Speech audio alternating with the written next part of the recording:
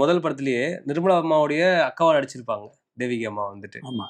So அவங்கள நடிக்க வச்சது எப்படி இருந்துச்சு? அவங்கள கேஸ்ட் பண்ணணும்னு எப்படி முடிவு பண்ணீங்க? ஏன்னா உங்களோட மனைவி அப்ப அவங்க. முதல்ல நான் வாணிஸ்ரீய ட்ரை பண்ணேன். ஸோ இவங்க முதல் ஆப்ஷன் இல்ல. யாரு? உங்க மனைவி முதல் ஆப்ஷன் கிடையாது.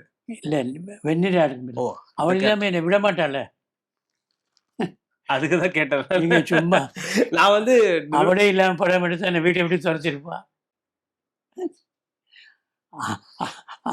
என்னால தான் அவளுக்கு லாபம். 40,000 அவளே எடுத்துக்கிட்டா. அவங்க நடிச்சதுக்கான ஊதியம். வாணிஸ்ரீ வந்து நான் புதுசுங்கிறதுனால, அப்போ அவ சிவாஜியோட பெருசா இருந்ததுனால வரல. அப்புறம் ஃபீல் பண்ணியிருப்பார். தேவிகா அம்மா இயக்குனது எப்படி இருந்துச்சு உங்களுக்கு? நீங்க அசிஸ்டன்ட் டைரக்டரா நெறைய படங்கள் ஒர்க் பண்ணியிருக்கீங்க உங்க மனைவியோட. முதல் படத்துல அவங்கள இயக்குனது எப்படி இருந்துச்சு உங்களுக்கு? உங்க மனைவிய?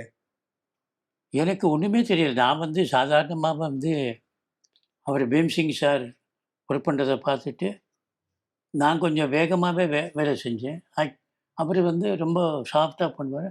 நான் கொஞ்சம் அது நான் ஸ்ரீதருக்கு வந்து ஸ்ரீதர் இடத்துல உட்கார மாட்டார். ஃபர்ஸ்ட் ஷாட் முடியறதுக்குள்ளே அடுத்த ஷாட்டுக்கு உண்டான இடத்த தேடி பிடிச்சு வச்சுக்குவார்.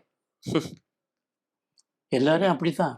இருந்தா கூட பீம்சிங் சார் மனசுலே எடிட் பண்ணிட்டு அவர் எடிட்டர்னால ஆ. அவர் யார் லேட்டா வந்தாலும் சரி, ஷூட்டிங் கேன்சல் பண்ண மாட்டார். உடனே டயலாக் பார்ப்பாரு. சரி, எம்.ஆர். ராதா லேட்டா வர்றாரா? சரி, லாங் ஷாட்டு கடைசியில வச்சுக்கலாம். முதல்ல மிட் ஷாட்டா எடுப்போம். இல்ல அந்த திட்டமிடுதல் எவ்வளவு முக்கியம் பாருங்க இல்லையா? ஒரு இயக்குனருக்கு.